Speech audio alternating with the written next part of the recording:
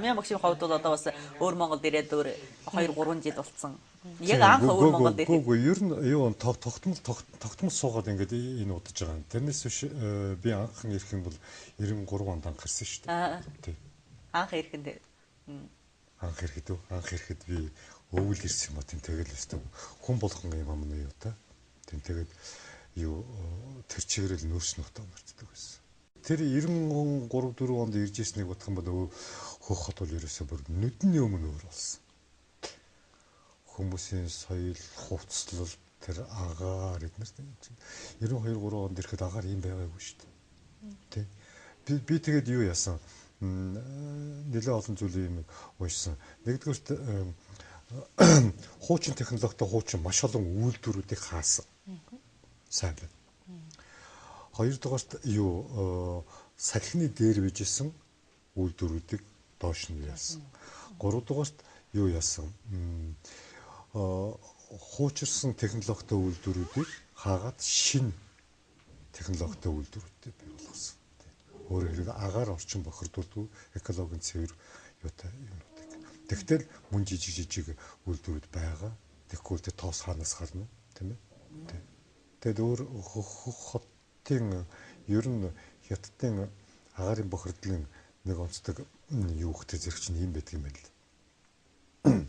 Барилга байшин барьж байгаа газрынхаа хөрцөг ухаад тэр хүн тэнцээ нэг юм юу яадаг. Нэг жижигхэн цементний үйлдвэр юм уу нэг шорооморо ботдог үйлдвэрүүд ингэ тэнцээ барьждаг. Тэгээд дараад нь тэр чинь зөөврийн маягийн нэг тийм жижигхэн явуул юм үйлдвэр шиг. Тим юм их байдаг. Манайд бол тийм байхгүй л дээ. Заавал нэг газраас нөгөө газар зөөж авах шин. Гэхдээ зэрэг чинь яг тэр байшин барилга барьж байгаа үедээ тэр хавийн уулан молны юм уу жалган малгай гэдэг чинь үсэнгэл нөхөө үлдээчдэг. Тэгэхээр тэрийг дараа нь болдгоо юм шиг байсан юм. Нэг хоёрдугаарт бас өөр нэг сони юм юу харсан гэхээр би маш их том байшин барьж байгаа нөгөө суурийн юуг ингээд нөх хуцсан биш үү бүр ингээд харагдахгүй бүрээсээ ярал харахгүй шүү тийм. Тэгэд би хөрсийг харахгүй юу. Хөрсийг харсан чинь ерөөсөө ингээд чулуу байхгүй. Чулуун давхар ерөөсөө үзэгдэхгүй. Цул шавар. Шороо. Тий. Шороо. Тий. Манайх чинь ерөөсөө нэг жоохон ухаал хатан тулчихна. Тий. Тэгэхээр чинь тийм зөөлхөн шороо хөрсвөл тоос босох нэг хамархан.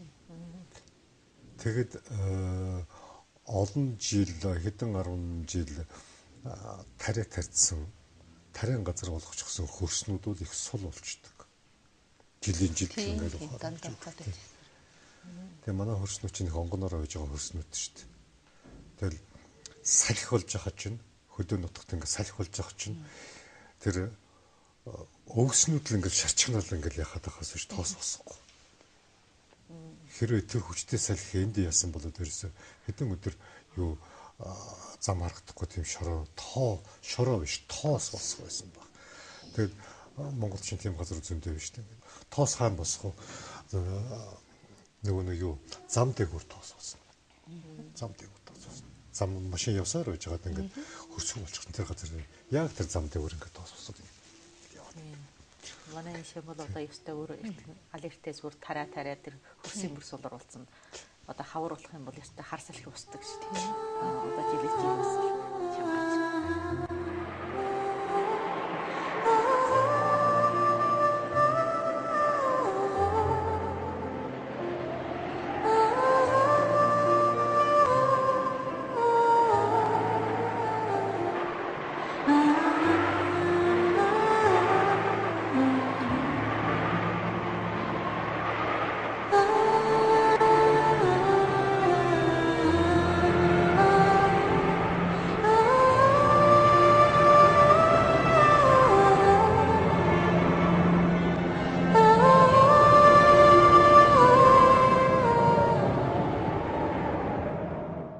Тэгээ тариалан улсууд чинь хөрсөд гэж боловсруулахгүй юугаа идэнэ үү? Тийм. Хүмүүс бүр мэдчихээн энэ ариун биднээс амьдрал дундаг альва бүр хэрглэж байгаа юм бүр бохирдолтой болж энэ ингээд амьсгаж байгаа агаар нь ултраа бүр хортой болж энэ энийг одоо сая хэлдэг шиг өөрийн биеийн тийм нэг ухамсарл гэсэн юм уу бүр арай доор шиг болоод тийм улмаас улам одоо ингэж хордогдож байгаа аюул бол одоо тулгарч. Ер нь агаарын бохирдолтой тэмцэх тийм хууль дүрм орны бөгөөд улсын бий үстэй. Тэгэхээр тэрний жишээлбэл би ингэж харж байгаа юм л да. Юу манай гудамжинд одоо ингэж намар болоод модны навч шарлаад яг тэзгэрчин тэрнийг цуглуулад шатааж байна. Тэгээд Монголд бол энэ тэнд нэг юм утаа эднэр гарч явах юм бол дорн цагдаагийн газар юм уу эсвэл юуны байгаль орчны хамгаалах газар руу уцтаад тэгэл тэдний чинь торгуулаад сүйд болдго шүү дээ. Энэ тийм ягсан. Яг тийм. Манай энэ бол тийм. Тэр модны юу навчиж шатааж байгаа газар байгаль тэр дорн ирээд хамаардаг тийм. Нэг хоёрдугаарт энэ юунуудыг энэ навчнуудыг чинь цуглуулад малын тижил мижил хийж болдгоо юм уу? Хохот мөн их модтой мөн их дандаа намар улсаар тэгж ярьдаг. Хотод байж байгаа одоо жишээл биднээс уулын хөдөөд амьдарчсан хүмүүс хотод олсоор навч уулсны үсээр тэгж хэлдэг. Энийг авч аваад түүж аваад бүр хөдөөдөө аваад явцсан бол тийм бол хоёр талын хашиг гарч нэгдүгээр юу явахгүй юу утаа гарахгүй агаар хордохдохгүй хоёрдугаар тэргүүр чинь бас юм хийж болно шүү дээ. Энд чинь байгаль шүү дээ. Тийм хий дэмий шатаагаад үнс болгочоод навчаар чинь тийм чаас хийж болно гэдэг бас чаас үйлдэлж болно. Тэрээр ерөн өдөр тэгж хийжгүй юм ба да. Манай ч одоо баг бүрч таагаад. Бүрч таагаад байдаг. Шатах чинь ч амархан л та тийм. Шатах шиг амархан бол. Тэгээ манай бас нэг ах Монголын наадмаар хурж очиад бас анхаарсан гэсэн. Тэгээ Монголын наадамдаар одоо тийм бөөм ариун хүмүүс ингээд чуглараад наадам болж штэ. Наадам бол яриангүй хог новш одоо ариун гарч ирж штэ. Тэгээ тэр хог новшийг бол дэмий удсан чигүүгээр бүр өөрөө тэр хог новшоо бүгдийн бүр ингээд сайхан чивэрлээд. Дараа нь ингээд очиод харахад наадам болсон тийм маяг бүр үжигдэхгүй. Манай энд бол харин адилгүй. Манай энд хэрэг нэг найр болох юм бол одоо баг бүр ингээд байдаг бүгдийн бүр тэн дээр орхиж хайчихаа. Юу монголчуудын тэр уламжилт байгаль хамгаалах сургаал тийм ээ ёс заншил эднийг одоо бид нар хэр зэрэг хотын орчинд тэрнийг биелүүлж болж байна. Тийм. Одоо агаарын бохирдол одоо нэг хэлбэл тийм хүнээ дуу шууган хүнээ бийдэрсэн гэж хортой гэдэг. Тэгээ Монголоос над нэг сайхан төрөгдөл өгсөн бол одоо ямар манаас ганцанд буух юм уу өнтөнд очиж хүн ингээ сайхан намун яраад чөлөөтэй ингэж ярилна. Манай энд бол одоо ерөн тэр Монголын даргууд манай энд ирээд тань чи хөрүүл хийчих юм уу задаа хийчих юм уу яагаад зүгээр нэг хоол идэх дуу нөгөөсөө өндөр нэгнийхэн олд сонсохгүй ингээд онцгойлон тийм манаас өөрөө нэг гэрт ороосоо уулах гаагүй шиг тий олон нийтийн газар хөдөн ширээ тавьсан бол нэгнийхэн дуугийн холоос олд сонсохгүй тийм Улаанбаатарын тэр үеийн улсууд ирээ манай энд ирээ ээлжилгаар явахнаараа бүр надаас асуудаг гэхдээ би орчуулагч болох нь та яагаад ингээд энэ хоёр залуу хоорондоо хөрөлдчихгүй сая хоолнд би чи хөрөлд өгөө зүгээр үг ярьж. Тэр доо шуугаан чинь бас хүнээ биеинд хортой юм мөн ийм нэг манаас хэлдэг одоо үүшинд гэж хэлэх юм ба одоо тийм барьж ол дийлэхгүй бас нэг ийм нэг жилийн хордолтой хүнээ доо шуугаан чинь хүнээ сонирын өвдөн хүнээ тарих мөдөрлөд стөлдөө хүн энэ дараасан. Манай жаах хин ярих үг амар доор сонцор. Тийм намухаар ярьж боловсон.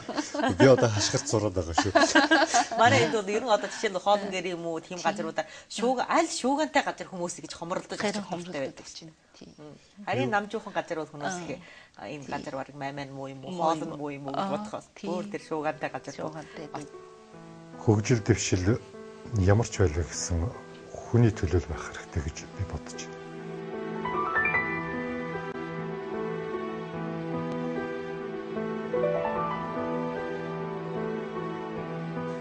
Эрүүл агаар эм. Хамтараа чирмээ чигүр агаарыг бай болгоё.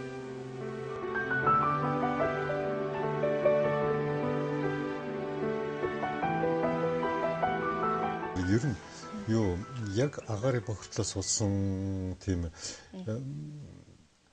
одоо юу амьсгалын замын өвчин харьцангуй ихүү энд ихүү. Одоо настай чуудад авч ирүүдөр манайс уушгины хавдар гэдэг нэг өвчин фичиж өдгөр чин бүрлэн удаан агаарын бохирдолтой ийм агаарын удаан хугч агаар ингээд амьсгаж орчин тойрон юм өдгөр юугаас бүр болсон орчин тойрны бохирдолоор болсон өвчин гэж үзэж байна. Бас нэг манай хэлдэг удаанч нартай тийм мөнгөр гэж хэлнэ үгүй шоучаанд тэр настай жүудын тэр чи юм уу ийм агаарын хордлоос болсон ариун талын шалтгаан өнөөр шалтгаалсан гэж үздэг. Ийм талын өвчмөл ариун байна. Онцгой амьсгалын системийн ариун өвчмөл бүр агаарын бохирдол жишээлбэл агаард уулгаж байгаа хэмийн бодос юм уу жишээлбэл манаас ямдаа өмнөд орнд оцоор хаяа амьсгалын жамнаг туурж шиг гацаа надад тийм нэг таатай нэг байдал орно шүү дээ. Тэр хүнээ тэр нэг нойтон чивэр агаартай бас өнөө тасгай хамаатай. Тэрээс нь би бөөжинд удаан жил ингээд сурагч болоо сууж исэн. Бөөжин болоод Хөөх хотын хооронд хамгийн их чөрөө миний өчгөр бол бөөжинд очиод минийхээ тонохгүй өөрөө нүрийн хаар сэмтэр ингээд гацаа нэг жөөлрөөд нэг сайхан болоод ирж шиг юм дүрхгүйе тийм нэг услаг байж гэсэн санагдав.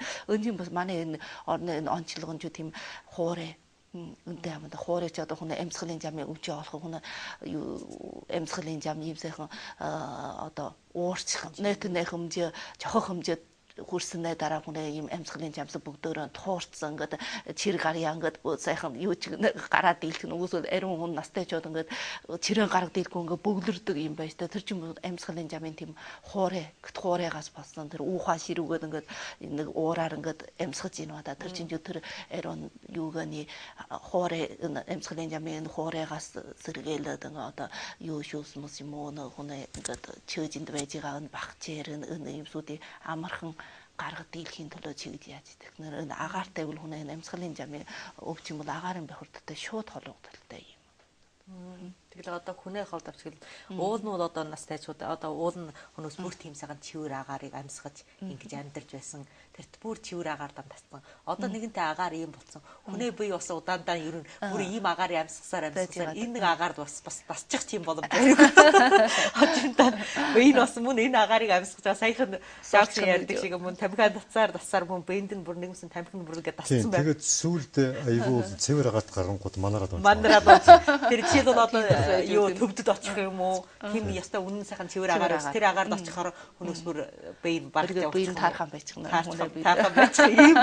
Учир бас байж байгаа байхгүй. Миний судалгаа хийж болно. Би бол төвдийн цэвэр агарыг нэг удахгүй байх гэсэн жаа. Ягаад гэвэл төмөр 150-аад ихсэн хөгжил одоо ингээд ороод ирэх юм бол 20 жилийн дараа тийм цэвэр болно. Юу тэр амьсгалын замын өвчнгүүд уугуул хотод байж исэн хүн их өвдөж гэнэ үү?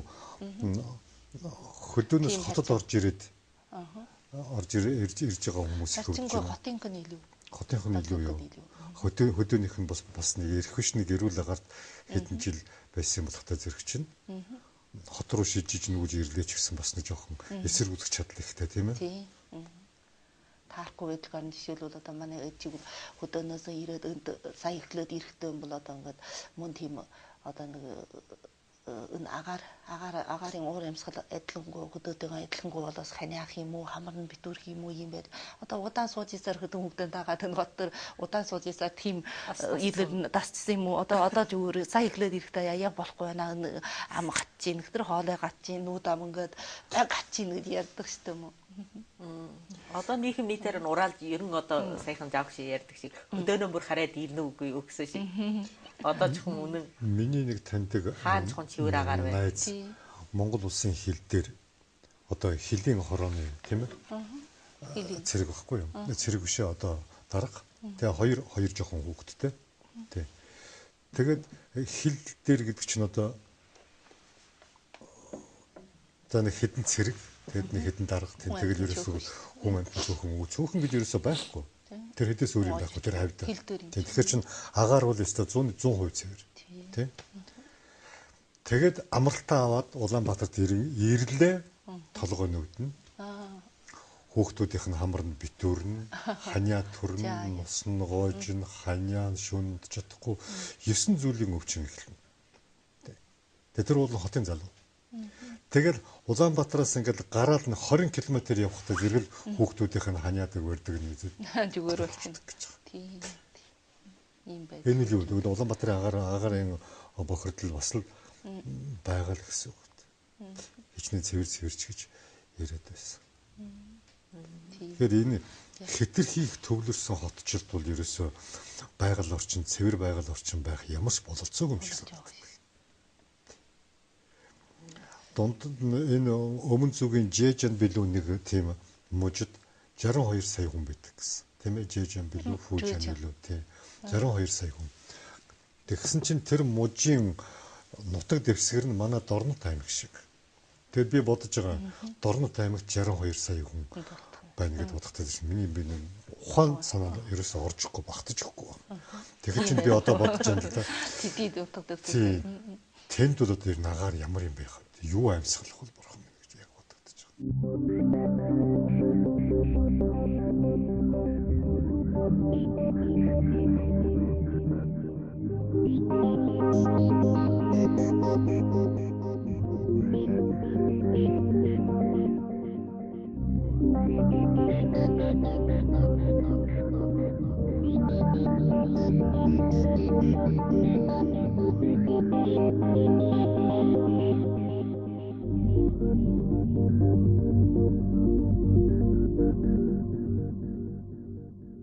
Одоо ч хүн мануусын хэлдэг шиг яг нэг орчин тойрон нагаар энийг хайрлыг хамгаалыг бол одоо мануусыг их санаа болдог үл ястай хүүхэд наснаас нь энийг үжил ухамсарлыг буй болгох хэрэгтэй. Тэгдээ одоо мануусын нийтэм одоо энэ хүүхдэд 6 хөгжүүлж байгаа их хүнөөс одоо бүгдээр нь ийм нэг үжил ухамсар юу байхгүй шүү дээ. Тэгэл одоо энэ хүүхдүүд чухам үргэлжлэн одоо ийм нэг агаартай ийм нэг уур амьсгал ийм нэг орчин тойронд амьдардаг хүүхдүүд чухам тэр чухам их байгаад яаж хайрлах вэ?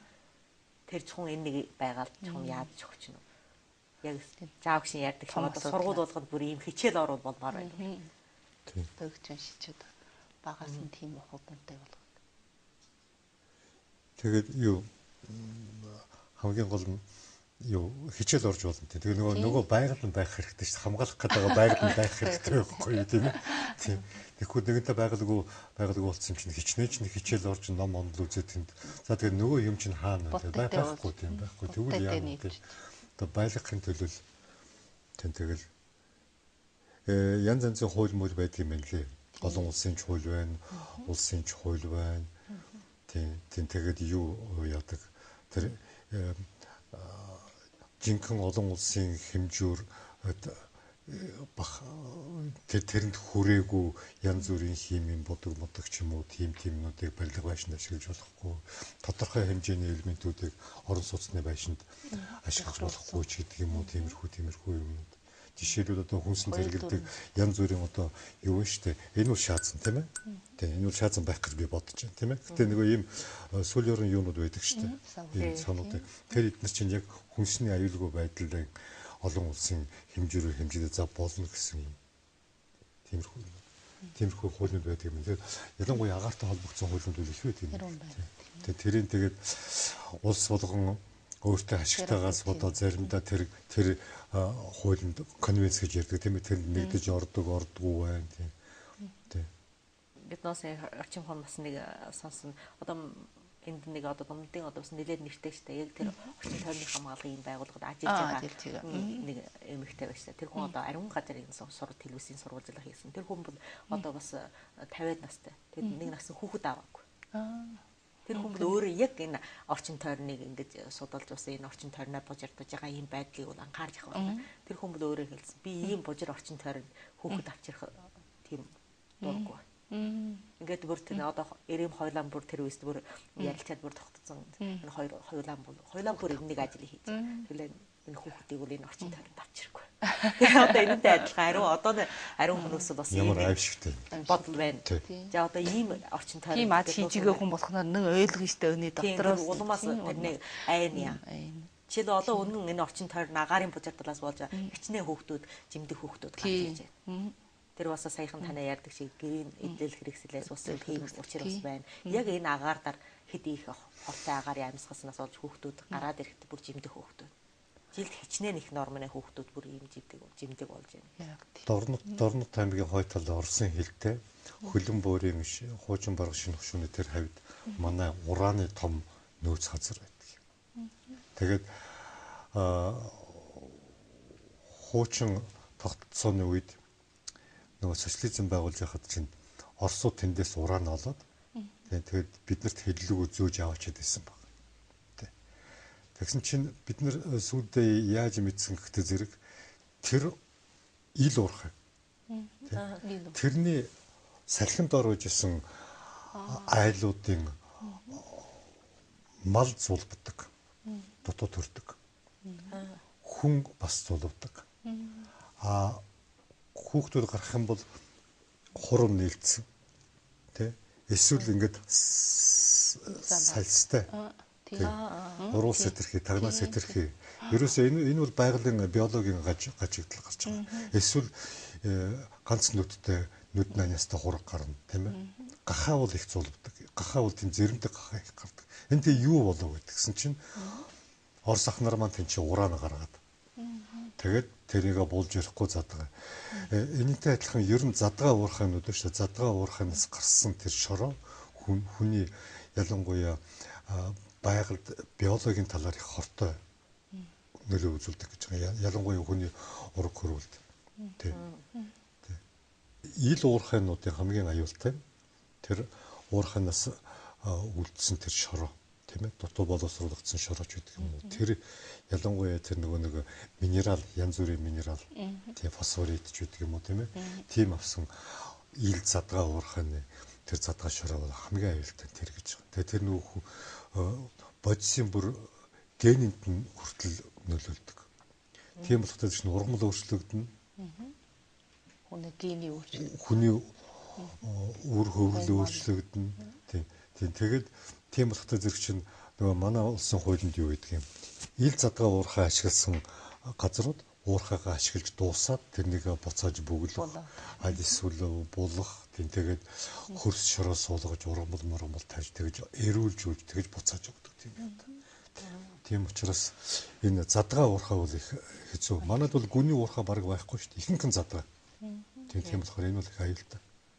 Тэгэхээр энэ яг сая хөгжиж байгаа улстайгаа адилхан. Манай одоо орчмын одоо өвөр Монголын байдлаас авч хэлвэл хушуушянаар одоо бүр өөр бас нэг эд мөнгөний юм нэг орлогоос болж хушуушян болгон бүр өөр болдог юм бүгдийг бүр малтчихил байд. Тэгээд одоо жоос мөнгө болгож одоо ингэж хөгжих санаатай.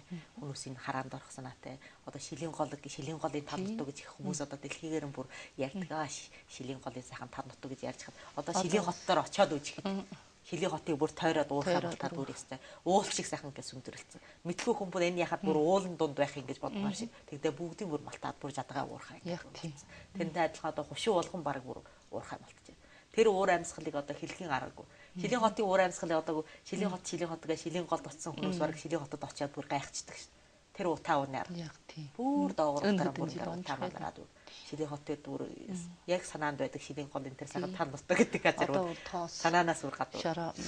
Шилийн голын тал нутаг чинь тэр юуны олон улсын холбоотой байгууллагын ЮНЕСКО-гээс соёлын байгууллага тэрний дансанд орсон юу тэнцээ ерөөсөө юу яаж болохгүй хож үлдэр барьж болохгүй гэсэн тийм дансанд орсон тийм байгалийн тийм юу газар биш хамгаалтын газар биш юм уу? Тийм сан хамгаалалтын газар одоо нэгэнтээ дэлхийн хүмүүсийн мэдэрсэн уурхай нийсэн их уурхайтай их газар болоод муу энэ 2 жил. Шилийн хот руу одоо орох юм бол хойтлаас ингээд ороод ирэх нь уул шиг сүндэр гэж тэр уурхай. Мэдгүй хүмүүс өнөө уул гэж бодлоо тэр үр. Тэгээ энэ байгалийн хордлого агаар ус агаарын хордлогын хамгийн аюултай нь юу гэхээр за нэг цөөхүлээ тийм үү. Хоёрдугаарт энэ юуны тариаланч улсууд суурин ардыг бодох юм бол байгалаа шүтэж амьдарч байгалаа хамгаалж ирсэн улсууд болохтой зэрэг чинь харьцангуй бид нар энэ төвлөрсөн суурин соёлын хордлогонд ороогүй бидний бие организм ерөнхийдөө онгоноор байгаа. Ийм улсууд гэв гинтхэн энэ үйлдвэрлэл энэ их хэрэглээний ертөнцид орохтой чинь бид нар илүү их амархан хордлого аавна. Тийм учраас тэр юу яадаг тэр өтгөнөө гарах сүв байхгүй болсон гэдэг юм уу аль эсвэл одоо зулбдаг гэдэг юм уу энэ бол ерөөсөө монголчуудын хувьд бол ерөөсөө хамгийн аюултай бид нар чинь цөөхөлөө шүү дээ тийм тэгээд би ингээд хотод ирээд ингээд хараад явж байхад маш олон залуучууд залуугасаа бууралдсан бүр миний буурал сахлаас илүү бууралдсан тэгээд үсээ засуулах гэдэг ингээд өсчний газар орох чинь маш олон залуучууд надаа үсээ будуулна тийм энэ үл юу энэ ерөөсөө усны бөгөөд агаарын хордлогоноос л болж ийн гэж боддог. Тэгээд тэр нүүрэн дээр нь юм гарах идэж юу. Энэ үл ерөөсөө яг хордлого. Ерөөсөө л орчин хордлого. Уул нь бол үнийг хэлдэг штэ 50-аас хойш манаас энэ төр үед бол одоо 50 зэр хүрсэн хүн сая бууралдана гэдэг үсэн. Одоо нэг залуу жүндэл байна одоо үсэн өртөө бүр чагарцсан тийм юм чинь бүр үнэ ид жуужига юутэй бүр ид жуужига юмтэй тэр уулгажига бүтүүд юутэйга уулынтай ондон болцсон тэр яг уулын чивэр тийм байгалийн юм биш болсноос болсон гэж үжиж штэ одоо юм уу эрүүн тийм байна юм. Тийм тэрнтэй адилхан үжигдэл бол одоо ариун гарч байна. Тэгээ эн чинь нөгөө хүний цуснд бүр генэд нөлөөлж байгаа байхгүй тийм ээ. Зүгээр нэг хоолны хордох шиг юм биш. Тийм. Энэ үл их аюултай. Ялангуяа цөөхөн үндэстэнүүдүүд ерөөс их аюултай.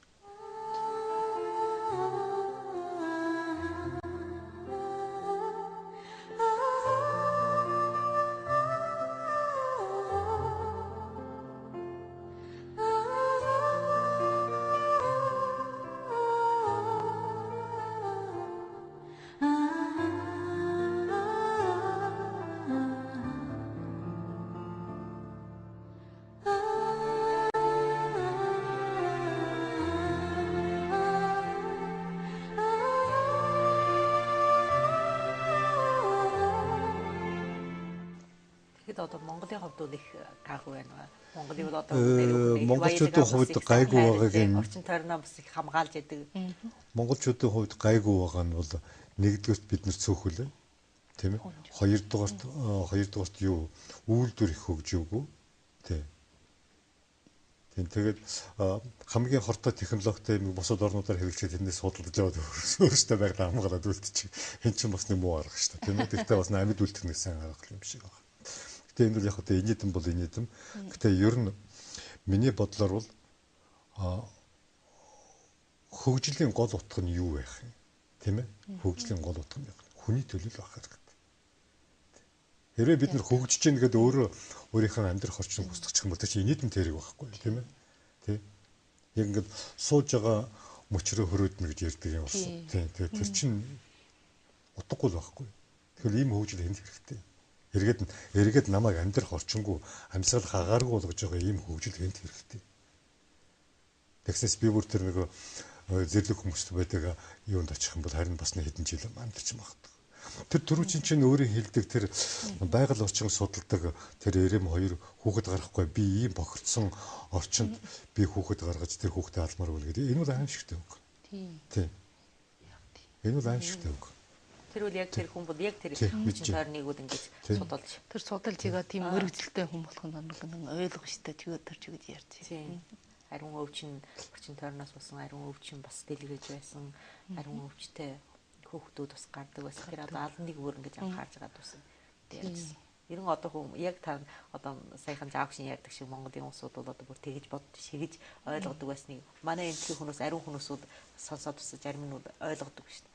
Монгол улс яхад хөгждөг юм бэ? Монгол улсд очиод нэг л дээр тэр байгаалыг нээгээл ашиглаад их хүчгүй барин хөгжиж штэ гэсэн бүр тийм бодолтой хүмүүсүүд ариун байж. Тэгээд бас маймачд ариун нь тэгж бас ярьдаг шүү. Тэнд очих нь би очих юм бол одоо яаж хаах юм балтах юм уу? Юуг нээх юм уу гэсэн шиг.